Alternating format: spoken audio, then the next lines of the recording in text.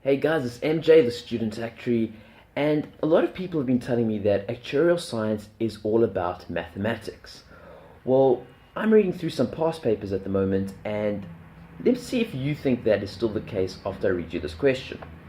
Okay, this is from the 2015 Fellowship Exam paper. Question 1. It says you are the investment consultant to the Mzansi Mine Workers Pension Fund, which is a defined contribution pension fund that serves South African mine workers. The principal officer of the fund has approached you for advice on a proposal he is considering. ABC Co. is a large multinational diversified mining company, and they've decided to close down one of the South African coal mines as it is no longer profitable. A group of employees from the mine, who are also members of this pension fund, have approached the trustees with the suggestion that the MMPF, the pension fund, buy the mine from ABC Co. These workers believe that under the new ownership, the mine could be turned around and jobs saved. Now, as the actuary, or the investment consultant, you need to discuss the merits of the employee's proposal. And maybe take, a few seconds to think what you would say.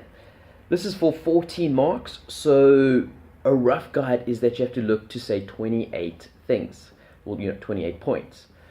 So I've actually got the solution over here, and we're going to see that it does get quite crazy. And see if you can pick up any mathematics that could have helped you in answering this question. But here is the solution. Okay, merits of the investment. One would need to explore the accuracy of the employee's claim that the mine's fortunes can be turned around under new management. Why is ABC, who is a large company with presumably extensive mining skills, not able to make a profit from the mine? Is this not simply a ploy from the workers to save their own jobs? Mines are price takers, and coal is a pure commodity, which means that the strategies available are either produce more coal or reduce costs. Are either of these possible, and if so, why hasn't ABC done so? The nature of the financial vehicle. The nature of the financial vehicle will need to be considered. How will the mine be held? It certainly would need to be housed in a separate limited liability structure, a separate company. How would future capital requirements be dealt with? Will the fund set aside liquidity for this in the future? How will it fit with the fund? Pension funds are usually passive investors owning minority stakes in listed companies and have no expertise in managing companies, let alone a mine which has this complicated engineering complexities. The pension fund will probably not have the corporate government expertise, skills, and capacity to appoint a competent board and an operational management team. Should the pension fund have appetite to develop it, what will it cost in time and money to install such expertise? If the pension fund buys the mine, who's going to run it? Because the current management cannot make a profit, so one assumes that this management will be replaced. The fund trustees need to consider the extent of their mandate and fiduciary responsibility. Will the social responsible investment considerations, while they're likely to be held very important for the members, buying a non-viable and unprofitable asset to save members' jobs may be irresponsible. The trustees have a fiduciary duty to all members of the fund and cannot put the interests of a few members ahead of others. The memo goes on to the next page. The size of the fund will play a role in the decision. If the fund is relatively small, the concentration risk of owning a single mine may be too high. If the fund is very large with a diversified portfolio of investments, an investment in a single mine may not present a significant concentration risk.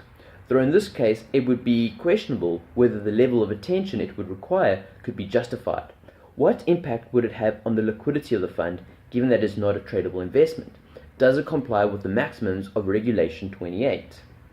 And now, assuming that the fund is large enough and that the mine can be purchased with an acceptable forecasted internal rate of return, how will the mine's inclusion affect the pension fund's existing portfolio of assets? What is the fund's current allocation to resource shares? How will the inclusion change the exposure to investment drivers like currency, commodity prices, etc.? How will the inclusion of the mine affect the overall volatility of fund returns? How will it be valued regularly? One would want the pension fund not to have an extensive allocation to mining securities. Why? Well, because the pension fund members are mine workers whose livelihoods are already closely linked to mining companies' profitability, and linking a significant portion of their pension funds to mines may not be prudent. So there we go. there was an entire exam question and solution where I don't think we mentioned a number other than regulation 28. So let me ask you again, do you still think actuarial science is all about mathematics? Thanks guys, I'll see you next time for another video. Cheers.